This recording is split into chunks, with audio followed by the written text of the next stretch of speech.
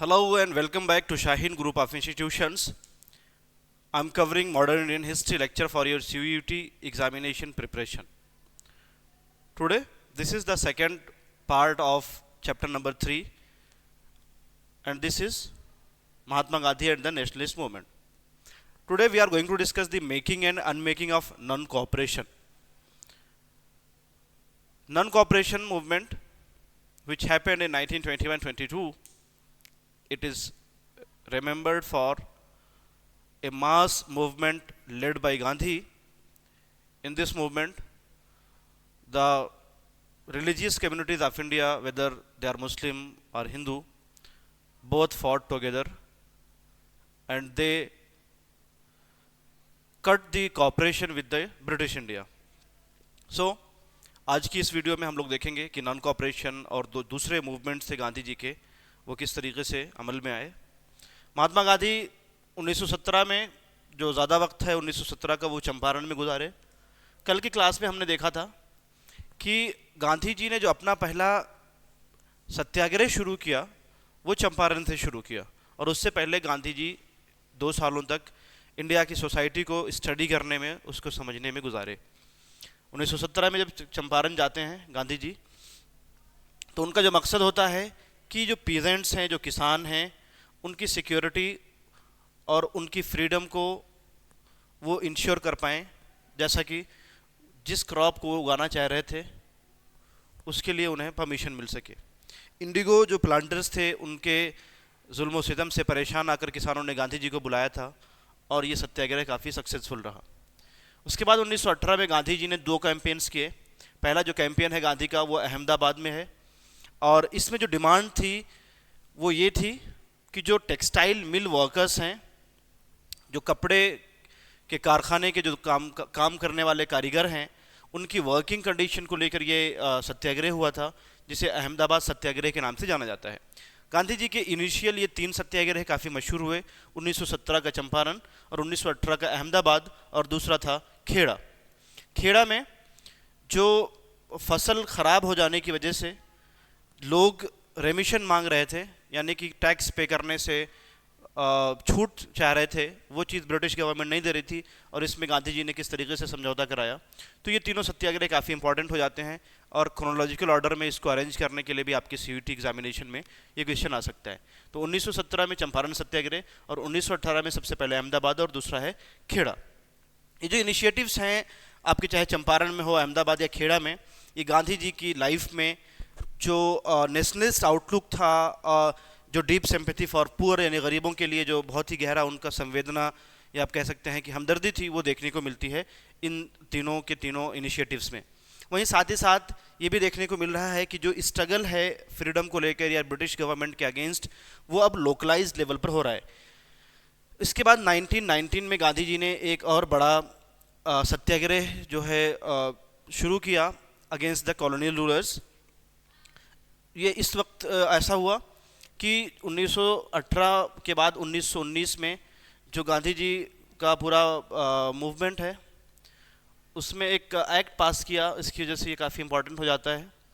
आपको पता है कि जो फर्स्ट वर्ल्ड वॉर है, जिसे ग्रेट वॉर बोलते हैं, ये 1914 से 18 के बीच में हुआ, और इस बीच ब्रिटिशर्स ने एक कानून लेके आए मीडिया को लेकर, सेंसरशिप को लेकर मीडिया के। तो सेंसरशिप ऑफ द प्रेस, यानी जो भी न्यूज़पेपर छापे जा रहे थे उससे पहले उसकी परमिशन, उसको क्रॉस चेकिंग करने की जो काम शुरू किया। इसके अलावा एक और कानून पास किया ब्रिटिशर्स ने। पहला कानून तो था सेंसरशिप ऑफ द प्रेस, यानी कि प्रेस को बिल्कुल बहुत ही क्लोजली वॉच करना कि क्या चीज़ें न्यूज़पेपर्स में पब्लिश हो रही हैं। सेकेंड चीज़ थी डिटेंशन विदाउट ट्रायल, यानी किसी का भी बिना पूछताछ के, बिना ट्रायल के जो है डिटेंशन करके काफ़ी दिनों तक जेलों में रखा जा रहा था। तो ये 2 जो कानून आए, ये सर सिडनी रॉलेट के रिकमेंडेशन पर आए थे, और एक टफ मेजर ब्रिटिश लेके आया उन रेवोल्यूशनरीज़ के लिए, उन इंडियंस के लिए जो ब्रिटिश गवर्नमेंट के ख़िलाफ़ आवाज़ उठा रहे थे। इसके जवाब में गांधी जी ने एक कंट्री वाइड कैंपेन शुरू किया, और ये जो एक्ट था विदाउट डिटेंशन विदाउट ट्रायल, जिसमें डिटेंशन होता था, उसमें जो रॉलेट एक्ट ब्रिटिशर्स लेके आए, इसके खिलाफ गांधी जी ने एक पूरे देश के लिए पर देशव्यापी एक आंदोलन शुरू कर दिया। नॉर्थ और वेस्ट इंडिया का जो पूरा पार्ट है, यहाँ पर जो शहरों में और साथ ही साथ जो आसपास के इलाकों में ये विद्रोह शुरू हुआ, जो शॉप्स थी, दुकानें थी, उनको बंद कर दिया गया, स्कूल्स को भी बंद कर दिया गया, क्योंकि गांधी जी ने एक बंद का कॉल दिया था, यानी कि भारत बंद का एक तरीके से गांधी जी ने कॉल दिया, और इसमें शॉप्स और स्कूल सारे बंद कर दिए गए। जो प्रोटेस्ट हो रहे थे वो ज़्यादा तेज़ थे पंजाब के इलाके में, और यहाँ पर बहुत सारे लोग जो ब्रिटिश की जो वॉर हो रही थी, जो फर्स्ट वर्ल्ड वॉर चल रहा था, इसमें ब्रिटिशर्स ने प्रॉमिस किया था कि आफ्टर वॉर हम यहाँ के लोगों को कुछ एक्सेप्शनल चीज़ें देंगे, कुछ बेहतरीन चीज़ें देंगे।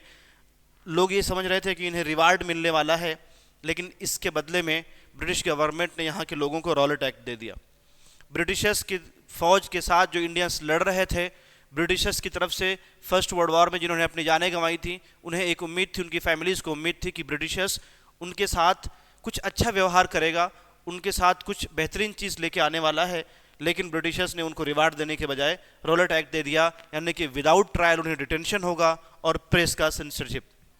गांधी जी जो हैं, इनको पंजाब जाते वक्त डिटेन कर लिया गया, पुलिस ने अपनी कस्टडी में ले लिया, और भी जो कई सारे प्रोमिनेंट लोकल कांग्रेसमैन थे उन सब को भी पुलिस ने डिटेन कर लिया, ब्रिटिश पुलिस ने। और सिचुएशन जो है और ज़्यादा ख़राब होती गई आगे चल के। अप्रैल 1919 में अमृतसर में जो है एक बहुत ही खूनी एक तरीके से कह सकते हैं इवेंट हुआ, जिसे जलियांवाला बाग मासेकर के नाम से जाना जाता है, कि वहाँ पर कुछ सिख लोग जो है अमृतसर के एक मैदान में इकट्ठा होते हैं और वहाँ पर बैसाखी त्यौहार मनाने के लिए इकट्ठा होते हैं।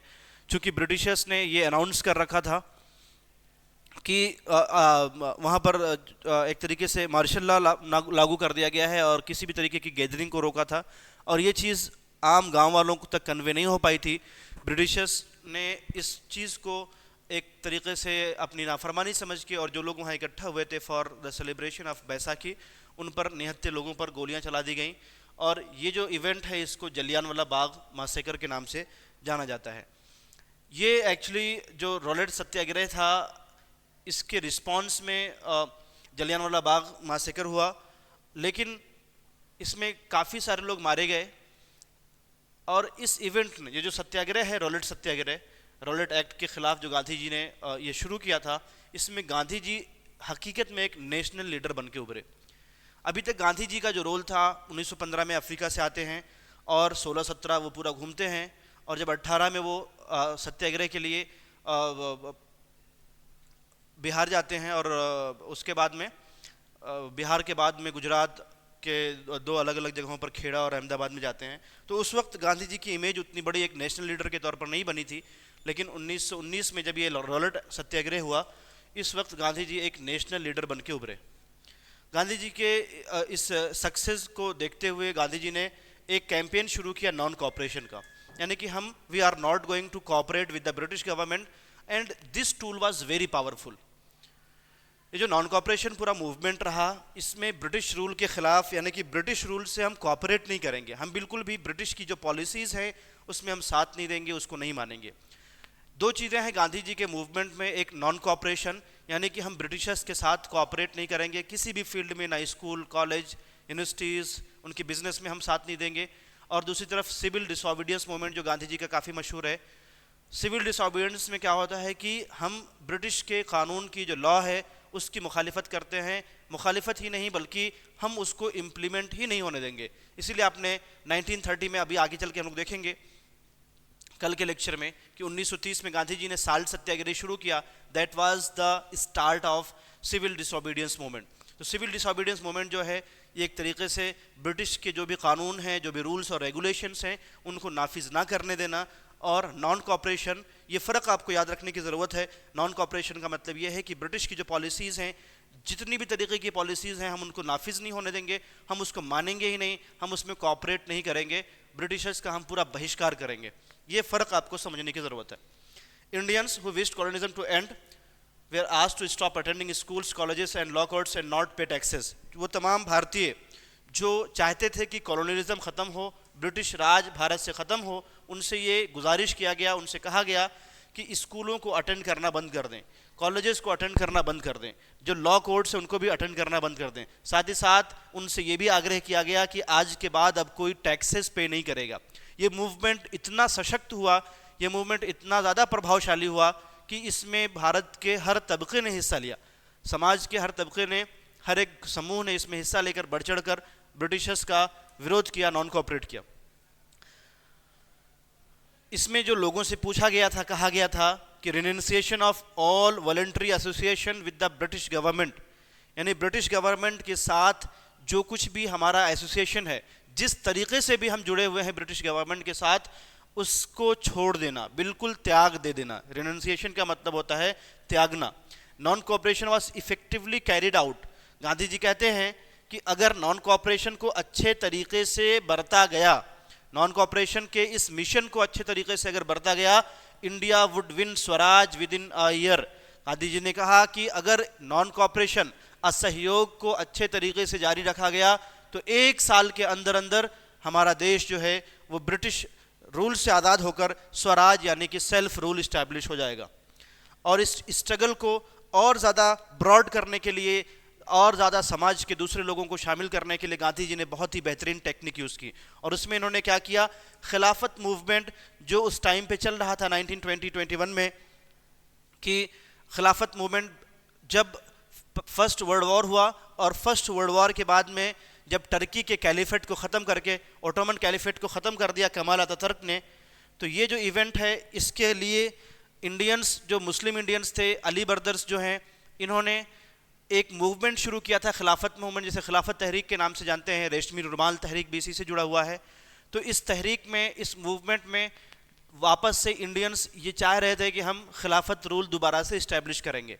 गांधी जी ने खिलाफत रूल को, खिलाफत मूवमेंट को और नॉन कोऑपरेशन को मिला लिया, जिससे मुस्लिम समाज का जो रिप्रेजेंटेशन है वो काफ़ी ज़्यादा देखने को मिलता है। अब एक पॉपुलर मूवमेंट जो गांधी जी का ये मूवमेंट था, नॉन कोऑपरेशन, ये एक बड़ा और इफ़ेक्टिव मूवमेंट बना। इसके पीछे का रीज़न क्या है और कैसे ये चीज़ सक्सेसफुल हो पाई? देखो, ये आपके एनसीईआरटी का टॉपिक है, नीटिंग ए पॉपुलर मूवमेंट, यानी एक प्रभावशाली जो मूवमेंट खड़ा हुआ, इसके पीछे कैसे इसको बुना गया था। तो इसमें जो नॉन कोऑपरेशन को खिलाफत के साथ रखा गया, यानी हम ब्रिटिशर्स के साथ एक तो कोऑपरेट नहीं करेंगे, दूसरी चीज़ क्या कहा गया कि खिलाफत मूवमेंट को, यानी खिलाफत तहरीक को ज़िंदा रखना है। और खिलाफत जो ख़त्म हुई उसमें ब्रिटिशर्स का बहुत बड़ा हाथ था, और ब्रिटिशर्स ने ही खिलाफत को ख़त्म किया था।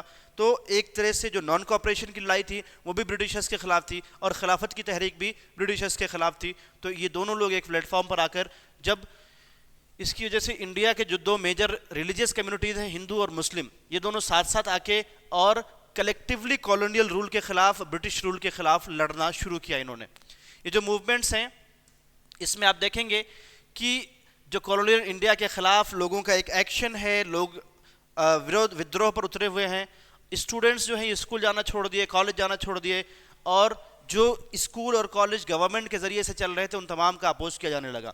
लॉयर्स जो थे इन्होंने कोर्ट अटेंड करना छोड़ दिया, रिफ्यूज़ कर दिया, मना कर दिया कि हम अब कोर्ट में नहीं जाएंगे। वो तमाम चीज़ें, वो तमाम इंस्टीट्यूशंस जहाँ पर ब्रिटिशर्स से जुड़ी हुई तमाम ऑफिसर्स जो हैं हम उनका अपोज करेंगे।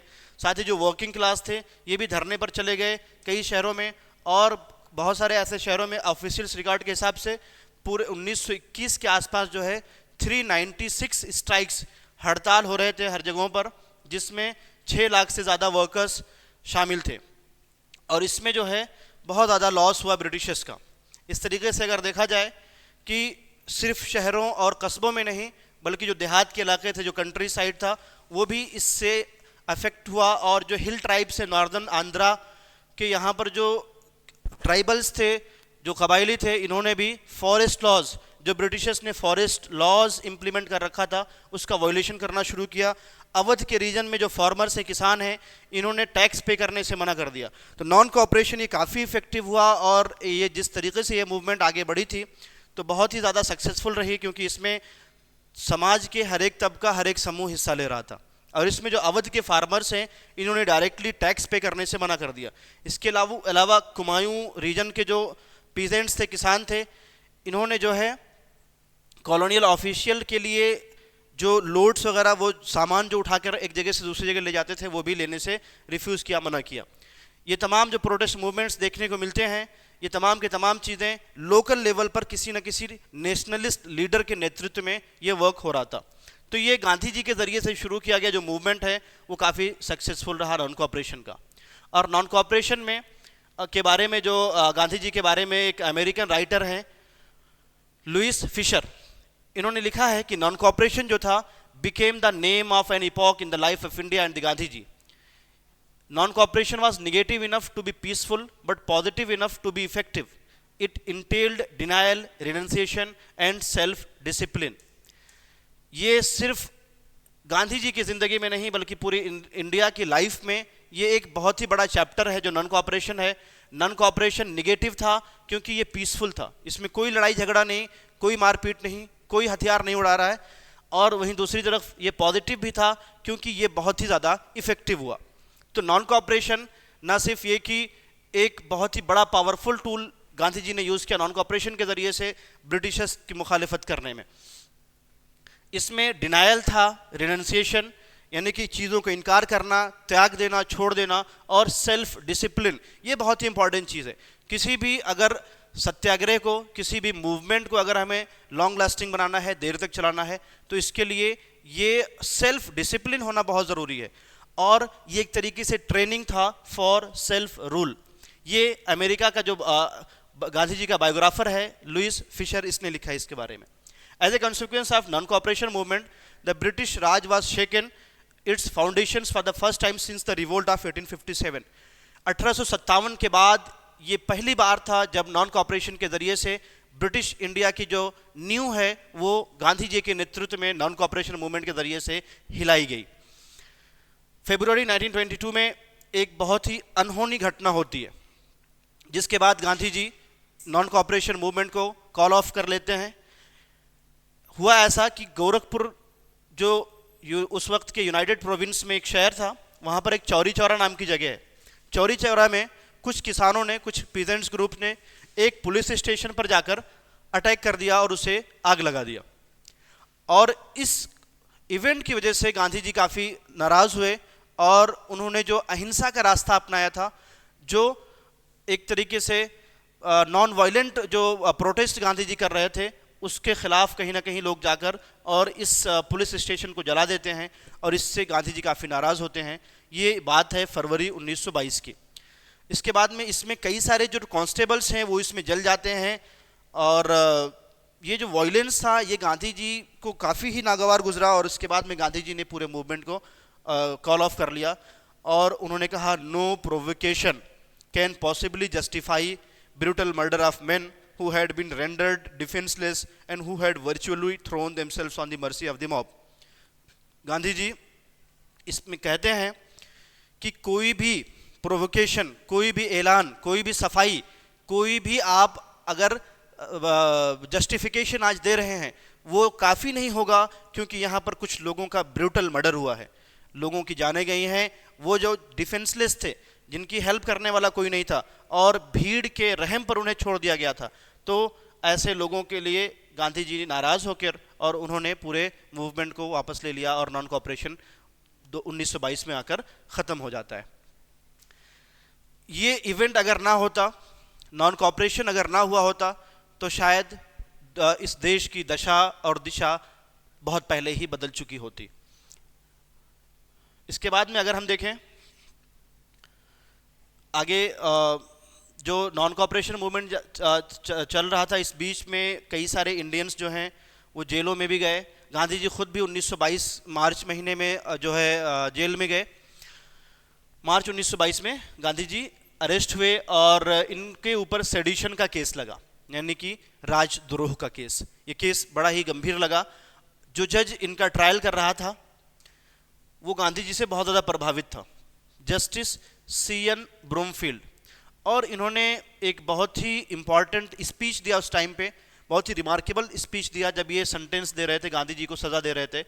It would be impossible to ignore the fact, remark the जज। जज ने क्या कहा, ये बहुत ही मुश्किल है, ये बहुत ही मुश्किल है इस चीज़ को इग्नोर करना, इस हकीकत को इग्नोर करना, that you are in different category from any person I have ever tried और I am likely to try. उस जज ने गांधी जी के बारे में कहा कि ये बात, ये हकीकत जो है ये नामुमकिन सी है कि आप की जो कैटेगरी है आप बिल्कुल मुख्तलिफ हैं उन तमाम लोगों से जिनका अभी तक मैंने ट्रायल किया, जिनकी केस की अभी तक मैंने सुनवाई की और आगे भी जिनके केस की मैं सुनवाई करने वाला हूँ। ये जो गांधी जी के बारे में स्टेटमेंट है, ये गांधी जी की महानता को दिखा रहा है कि सिर्फ इंडियंस ही नहीं गांधी जी को महान मान रहे थे, बल्कि ब्रिटिश जज जो है, जो उस वक्त इनके केस को सुन रहा था, वो खुद भी ये स्टेटमेंट दे रहा है कि it would be impossible to ignore that the fact that you are in a different category from any person I have ever tried और I am likely to try. It would be impossible to ignore the fact that in the eyes of millions of your countrymen you are a great patriot and a leader. उसने कहा कि इस बात से इनकार नहीं किया जा सकता है कि मिलियंस ऑफ योर कंट्रीमैन, आपके देश के मिलियन लोगों के आंखों में आप एक अजीम पैट्रियट हैं, एक महान जो है देशभक्त हैं और एक महान नेता हैं. Even those who differ from you in politics look upon you as a man of high ideals and even saintly life. ये गांधी जी के बारे में एक ब्रिटिश मैन कह रहा है कि भले ही लोग आपसे पॉलिटिक्स में इख्तलाफ रखते हों, लोग आपकी बातों से इख्तलाफ रखते होंगे, आपके आइडियाज़ से इख्तलाफ रखते होंगे, लेकिन आपके जो आइडियल्स हैं वो बहुत ही महान हैं और एक साधु संत की ज़िंदगी वाले आइडियल्स हैं. क्योंकि गांधी जी ने एक कानून को वॉयलेट किया था, नॉन कोऑपरेट किया था ब्रिटिशर्स के साथ, तो ये उस बेंच को लिए ऑब्लिगेटरी था कि गांधी जी को कम से कम 6 साल की सज़ा सुनाए. उस पर ये जज जो ब्रूमफील्ड था, उसने क्या स्टेटमेंट दिया? If the course of event in India should make it possible for the government to reduce the period and release you, no one will be better please than I. वो लिखता है, अपनी speech में बोलता है कि अगर इंडिया में इस वक्त कोई ऐसा कानून बन सकता जिससे आपके सज़ा को कम किया जा सकता, जो पीरियड है आपका उसको रिड्यूस किया जा सकता या आपको रिलीज किया जा सकता, तो मुझसे ज़्यादा कोई दूसरा इंसान खुश नहीं होता. ये एक यूरोपियन गांधी जी के बारे में कह रहा है, ये बहुत ही बड़ी बात होती है. गांधी जी के बारे में आता है कि he was a people's leader, ये अवाम के नेता थे, ये एक अवामी नेता, ये कोई बहुत ही ज़्यादा इलाइट क्लास के नहीं, बल्कि ही वॉज ए पॉपुलर लीडर. 1922 में गांधी जी ने जो इंडियन नेशनलिज्म है उसको एक नई सिमत दिया. बनारस हिंदू यूनिवर्सिटी के स्पीच में जो फरवरी 1916 में फर्स्ट टाइम जब गांधी जी आवाम के सामने आए थे, लोगों के सामने आए थे, उस टाइम में गांधी जी ने जो स्पीच दिया था, जो वादा किया था एक नेशनलिज्म का, उस नेशनलिज्म को गांधी जी ने प्रैक्टिकली कर दिखाया. It was no longer a movement of professional और इंटेलेक्चुअल्स. अब ये जो मूवमेंट है नेशनलिस्ट मूवमेंट, ये कोई प्रोफेशनल लोगों का, ये इंटेलेक्चुअल्स का ही मूवमेंट नहीं था, बल्कि अब इसमें हजारों हजार किसान और मजदूर तबका, आर्टिसंस और दूसरे वर्कर्स इसमें शामिल होने लगे, पार्टिसिपेट होने लगे. और इन तमाम लोगों ने गांधी की इत्तिबा करना, गांधी को मानना शुरू किया और गांधी को एक महात्मा का लक़ब दिया, गांधी को एक महात्मा या महान इंसान का लक़ब दिया. और क्यों ऐसा क्यों हुआ? क्योंकि गांधी जो ड्रेस पहनते थे वो आम अवाम और गरीब किसानों की वेशभूषा अपनाते थे और गांधी जी उन्हीं के जैसी ज़िंदगी भी गुजार रहे थे और जो भाषा आम लोग, आम जनता, आम अवाम बोल रही थी, वही भाषा गांधी जी भी बोल रहे थे. इसलिए गांधी जी को एक अवामी लीडर कहा गया है, एक जनता के बीच में रहने वाला लीडर माना जाता है. दूसरे नेताओं की तरह जो आम लोगों की जिंदगियों से दूर रहा करते थे, उससे बिल्कुल अलग गांधी जी बिल्कुल मुख्तलिफ थे. और जो ड्रेस में उनके दिखता है, जो दूसरे नेशनलिस्ट लीडर थे वो सब फॉर्मल ड्रेस में हुआ करते थे. जितने भी दूसरे नेशनलिस्ट लीडर थे वो तमाम के तमाम फॉर्मल में रहते थे, वेस्टर्न सूट पहनते थे और इंडियन बंद गला जो होता था कपड़ा वो पहनते थे. लेकिन गांधी जी जो है वो सिंपल धोती और लिनन क्लॉथ, जो खादी का कपड़ा होता है, वो पहना करते थे. Meanwhile he spend part of each day working on the चरखा. पूरे दिन गांधी जी चरखे पर काम किया करते थे. चरखा स्पिनिंग व्हील है जिससे सूत काटते हैं, धागा बनाते हैं. And encouraged other nationalist to do likewise. और दूसरे नेशनलिस्ट को भी बोलते थे कि आप लोग भी इसी तरीके से चरखा चलाओ, क्योंकि ये हमारे इंडिया के नेशनलिज्म की एक सिंबल है, एक निशानी है. और ये जो स्पिनिंग का काम था, इसने गांधी जी को वो बाउंड्रीज जो ट्रेडिशनल कास्ट सिस्टम में ऐसा माना जाता था कि ये जो छोटे काम होते हैं ये लोअर क्लास के लोग करते हैं, इस क्लास सिस्टम के, जो कास्ट सिस्टम के जो रिजिडिटी थी, उसको गांधी जी ने ख़त्म करने की कोशिश किया. और जो एक मेंटल लेबर और मैनुअल लेबर के बीच में डिफरेंस था, उसको भी ख़त्म करने की कोशिश किया गांधी जी ने अपनी एक्टिविटीज़ के ज़रिए से. तो ना सिर्फ पहनावा में, बल्कि गांधी जी अपनी एक्टिविटीज़ में ये चीज़ शो करते रहते थे कि कोई भी प्रोफेशन छोटा या बड़ा नहीं होता है और हर एक के प्रोफेशन की हमें रेस्पेक्ट करनी चाहिए। ये गांधी जी का चरखा है। महात्मा गांधी का जो ये चरखा है ये एक इंडियन नेशनलिज्म का एक इमेज बन चुका था, ये एक सिंबल बन चुका था।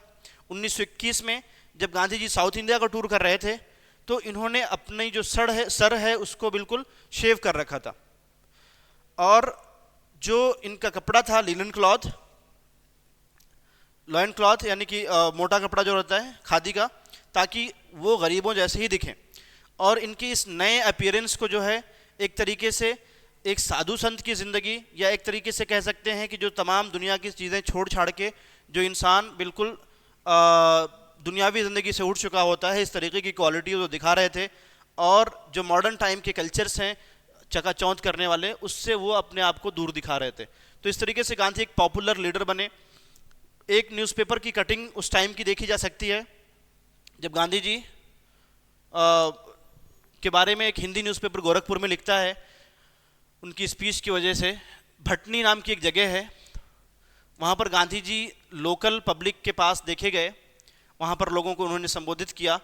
जहाँ से एक गोरखपुर के लिए ट्रेन स्टार्ट होती है, वहाँ पर 15,000 से 20,000 लोग थे और वहाँ पर कई सारे स्टेशंस हैं जैसे ननखर, देवरिया, गौरी बाज़ार, चौरी चौरा एंड कुसमी। ये गोरखपुर के आसपास के स्टेशंस हैं। तो यहाँ पर गांधी जी ने एक स्पीच दिया था और उनके बारे में एक न्यूज़पेपर की कटिंग में लिखा है कि Mahatma ji was very please to witness the scene at Kusmi as despite the fact that the station in the middle of the jungle there were not less than 10,000 people here.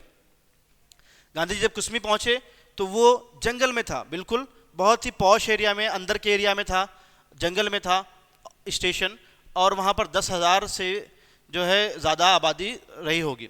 Some overcome with their love were seen to be crying. बहुत सारे लोग उनको देखकर उनकी मोहब्बत में रोने भी लगे। देवरिया में लोग उनको कुछ भेंट देना चाहते थे, कुछ डोनेशंस देना चाहते थे गांधी जी को, बट इन्होंने क्या कहा कि आज them to give this at Gorakhpur. उन्होंने कहा कि ये तमाम जो भेंट या डोनेशन है वो गोरखपुर में देना। But at Chauri Chaura one Marwari gentleman manage to hand over something to him, then there was no stopping. कोई इंसान उनको चौरी चौरा में कोई आदमी उनको कुछ भेंट देना चाह रहा था और उसने दे दिया और इन्होंने उससे रोका नहीं। A sheet was spread and currency notes and coins started raining. एक चादर फैलाई गई और उस पर करेंसी नोट्स और पैसे की बारिश होने लगी। It was a site outside the Gorakhpur station. The Mahatma was stood on A high carriage and people had a good Darshan of him for a couple of minute. यानी कि लोग गांधी जी को इतना चाहते थे कि उनको देखते ही सब लोग उनको भेंट देना चाहते थे, और चौरी चौरा में किसी ने उनके लिए एक चादर बिछाई तो उस पर सिक्कों की और पैसों की बारिश हो गई। ये एक पॉपुलर लीडर की क्वालिटी होती है। और जब वो गोरखपुर पहुंचे तो वहां पर अपने उनके दर्शन के लिए काफ़ी सारे लोग उमड़ पड़े। इस तरीके से अगर गांधी जी के बारे में देखा जाए तो बहुत सारे लोगों ने ये अफवाहें भी उड़ाई, ऐसा लोगों की मान्यताएं होने लगी, र्यूमर्स होने लगे कि गांधी जी के पास मिरेकुलस पावर्स हैं, बहुत सारी दैवीय शक्तियाँ हैं। कई सारे जगहों पर ऐसा गांधी जी के बारे में कहा जाता था कि ये किंग के एक रिप्रेजेंटेटिव्स हैं। ऐसा कहा गया कि राजा ने उन्हें, जो ब्रिटिश किंग है उसने इन्हें भेजा है ताकि वो उनकी शिकायतें, उनकी ग्रेवेंसेस फार्मर्स की सुन सकें। That he had the power to overrule all local officials. और ऐसा लोगों का मानना था कि जो लोकल ऑफिशियल्स हैं उनके तमाम जो रूल और रेगुलेशन है उनके खिलाफ जाके गांधी जी उनको अपोज भी कर सकते। बहुत सारी जगहों पर गांधी जी के बारे में ये भी कहा जाता था कि गांधी जी की जो पावर है वो बहुत सुपीरियर है और इंग्लिश मोनार्क से भी ज़्यादा सुपीरियर है। जब भी गांधी जी कहीं पर जाते थे तो ऐसा लोगों को लगता था, जो डिस्ट्रिक्ट लेवल पर जो ऑफिसर्स होते थे वो भागने लगते थे, या एक तरीके से देखा जाए कि उनके रेस्पेक्ट में लोग उमड़ पड़ते थे। There were also stories reporting dire consequence for the those who opposed him. बहुत सारी ऐसी जगहें भी देखी गई जहाँ पर गांधी जी का अपोज भी हुआ, लोग उनका विरोध भी किए। बहुत सारी जगहों पर लोग गांधी जी को क्रिटिसाइज करते हुए पाए गए, और ऐसा भी रूमर्स फैलाया गया कि जो लोग गांधी जी का अपोज कर रहे हैं, उनको क्रिटिसाइज कर रहे हैं, उनके घर जो है गिर जा रहे हैं। Found their houses mysteriously falling apart and their crops failing. और उनकी फसलें जो हैं वो खराब हो रही हैं। गांधी जी को कई नाम से जाना जाता था, गांधी बाबा, गांधी महाराज और महात्मा। गांधी जी एक तरीके से देखा जाए कि जो इस किसान थे, भारतीय किसान थे, उनके लिए एक सर्वेयर के तौर पर, एक मसीहा के तौर पर लोग इनको देखते थे। और लोगों का मानना था कि ये हाई टैक्सेस से हमें बचाएंगे। जो ऑपरेसिव ऑफिशियल्स हैं, जो जालिम उनके हुक्मरां हैं, उनसे ये छुटकारा दिलाएंगे। इस तरह से लोगों का ये भी मानना था कि ये उनको डिग्निटी और ऑटोनॉमी यानी इज्जत और एक तरीके से सेल्फ रिलायंट बनाएंगे गांधी जी। तो गांधी जी का जो अपील था गरीबों में, किसानों में, वो बहुत ही ख़ास था। और इसके ज़रिए से गांधी जी का जो एस्टिक लाइफ था, साधु संत वाली ज़िंदगी, जिस तरीके से वो धोती में हमेशा रहते थे और चरखा हमेशा चलाते रहते थे, तो इस तरीके से उनके साथ जो है पॉपुलर मूवमेंट, एक आम लोग उनके साथ शामिल होते चले गए उनके मूवमेंट में। गांधी जो है वो बाई कास्ट अगर देखा जाए तो वो एक मर्चेंट थे, यानी कि बनिया कम्युनिटी से थे, और बाई प्रोफेशन अगर देखा जाए तो वो एक लॉयर थे। ये बात सबको पता है कि गांधी जी एक लॉयर थे। लेकिन जो उनकी सिंपल लाइफ स्टाइल थी और जो उनका अपने हाथों से काम करने की जो उनकी कोशिश थी, तो इस तरीके से देखा जाए कि जो वर्किंग क्लास है, लेबरिंग पीपल है, वो उनके लिए बहुत ही हमदर्द थे। और बहुत सारे पॉलिटिशियंस जो है इनको नीचा भी समझते थे। Gandhi ji appear not just to look like them but to understand them and relate to their lives. Gandhi ji आम लोगों की तरीके से ही दिखना चाहते थे और उन्हीं जैसे ही वो एक्टिविटीज़ कर रहे थे। महात्मा गांधी का जो मास अपील था ये काफ़ी अहम हो जाता है, बहुत ही जेन्युइन था। और इंडियन पॉलिटिक्स में अगर देखा जाए तो इस बात पर जोर दिया जा सकता है कि इनकी जो सक्सेस हैं नेशनलिज्म के जो बेसिस है उसको ब्रॉड करने में, और एक तरीके से जो पूरा उनका नेशनलिज्म का मूवमेंट होता था वो केयरफुल ऑर्गेनाइजेशन पर निर्भर होता था। कांग्रेस के कई सारे ब्रांचेस भारत के अलग अलग हिस्सों में खुलने लगे गांधी जी की ही कोशिशों से, और जो प्रजा मंडल्स थे वो भी इस्टेब्लिश हुए ताकि नेशनलिस्ट क्रीड को प्रिंसली स्टेट्स में फैलाया जा सके। गांधी ने नेशनलिस्ट मैसेज को मदर टंग में प्रमोट करने की या पास करने की, कम्युनिकेशन करने की ज़रूरत पर जोर दिया, और ये कहा कि ये जो आइडियाज़ है नेशनलिज्म के, इसको मदर टंग में फैलाया जाना चाहिए, ना कि ब्रिटिशर्स की लैंग्वेज में, इंग्लिश लैंग्वेज में। प्रोविंशियल कम्युनिटी जो थी कांग्रेस की, ये लिंग्विस्टिक रीजन पर डिवाइड होने लगी, ना कि जो ब्रिटिश ने आर्टिफिशियल बाउंड्रीज बना रखी थी उस पर। यानी कि कांग्रेस पार्टी के जो अलग अलग प्रोविंशियल कम्युनिटीज़ थे उसके जो डिवीज़न का बेसिस था वो लैंग्वेज बनाया गया, ना कि पॉलिटिकल बाउंड्रीज। तो इस तरीके से देखा जाए जो गांधी जी के ये मेथड्स थे वो काफ़ी सक्सेसफुल रहे। और अब ये वक्त आ चुका था कि गांधी जी के कोशिशों की वजह से बहुत सारे इंडस्ट्रियलिस्ट और बिजनेसमैन भी कांग्रेस पार्टी में या नेशनलिस्ट मूवमेंट में शामिल होने लगे। बहुत सारे इंडियन एंटरप्रेन्योर जो हैं वो देश को आज़ाद करने के लिए और ब्रिटिशर्स के रूल को ख़त्म करने के लिए नेशनल मूवमेंट में हिस्सा लेना शुरू किए। इन एंटरप्रेन्योर्स में जीडी बिरला जो है काफ़ी अहम है, और नेशनल मूवमेंट में इन्होंने ओपनली हिस्सा लिया। इस तरीके से गांधी जी के जो एडमायरर्स थे वो पुअर लोग भी थे, गरीब किसान भी थे, और अमीर जो है उद्योगपति भी थे। Although the reason why peasants followed Gandhi ji were somewhat different from and perhaps oppose to the reason of industrialist. देखो, दोनों का मकसद अलग अलग था। गरीब किसान जो है वो अपने फ़ायदे के लिए गांधी का सपोर्ट कर रहे थे, और ये इंडस्ट्रियलिस्ट अपने अलग फ़ायदे के लिए, अलग मकसद के लिए गांधी का सपोर्ट कर रहे थे और गांधी को अपना नेता मान रहे थे।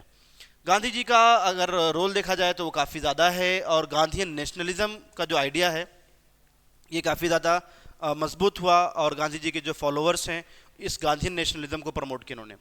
1917 से 1922 के बीच में कई सारे जो लीडर्स हैं वो गांधी जी के साथ आए, जिसमें महादेव देसाई हैं, वल्लभ भाई पटेल, जेबी कृपलानी, सुभाष चंद्र बोस, अबुल कलाम आज़ाद, जवाहरलाल नेहरू, सरोजिनी नायडू, गोविंद बल्लभ पंत एंड सी राजगोपालाचारी। ये तमाम के तमाम गांधी जी के साथ जो शामिल हुए 1917 से 1922 के बीच में। इस तरीके से गांधी जी के एक सपोर्टर्स मिल गए और गांधी जी अपने मूवमेंट को और बेहतर तरीके से आगे बढ़ा सके।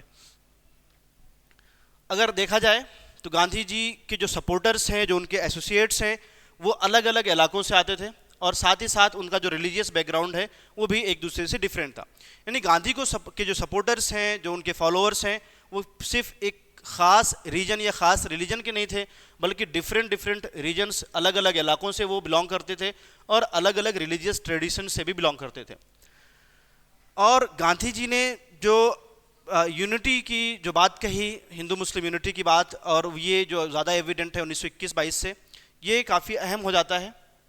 और महात्मा गांधी जो है जेल से 1924 में फरवरी में छोड़े गए, आज़ाद हुए, और उन्होंने अब ये कोशिश किया कि अब हमारा जो सारा कोशिश होगी, हम अपने आप को डिवोट करेंगे होम स्पिन क्लॉथ यानी खादी पर, यानी जो घर पे कपड़े बुने जाते हैं उसी पर पूरा फोकस करेंगे। गांधी जी ने ऐसा कोशिश किया और फरवरी 1924 में खादी के प्रमोशन और एवोल्यूशन ऑफ अनटचेबिलिटी यानी छुआछूत के ख़त्म करने पर कोशिश करने लगे। Gandhi ji was as much as social reformer as he was a politician, यानी गांधी जी एक नेता होने के साथ साथ, एक पॉलिटिशियन होने के साथ साथ एक सोशल रिफॉर्मर भी थे। इनका मानना था कि अगर हमें आज़ादी की सही हक को जानना है तो इंडियंस को चाहिए कि जो सोशल इविल्स हैं, जो समाजी बुराइयां हैं, उनसे भी हमें आज़ादी चाहिए होगा। जैसे चाइल्ड मैरिज है और अनटचेबिलिटी, ये ऐसी बीमारियां हैं जो हमें हकीकत में आज़ादी नहीं दिलाएंगी। अगर हमें सही मानों में आज़ाद होना है तो पहले हमें इन सोशल इविल्स से आज़ाद होना पड़ेगा। एक फेथ के जो लोग हैं इंडियंस, एक तरीके से गांधी जी के एफर्ट से हिंदू मुस्लिम यूनिटी काफ़ी ज़्यादा बढ़ जाती है। और इकोनॉमिक फ्रंट पर अगर देखा जाए तो इंडियंस को ये समझ में आया कि हम अब सेल्फ रिलायंट हो सकते हैं। इस तरीके से हम अपने हाथों से कपड़े बुनकर, खादी पहनकर और जो ओवरसीज से ब्रिटिश से मिल मेड क्लॉथ्स आ रहे हैं उनका अपोज करके हम लोग अपने नेशनलिज्म को बढ़ावा देकर सेल्फ सफिशिएंट हो सकते हैं। तो ये पूरा गांधी का मूवमेंट जो है नॉन कॉपरेशन का, ये काफ़ी इफेक्टिव रहा।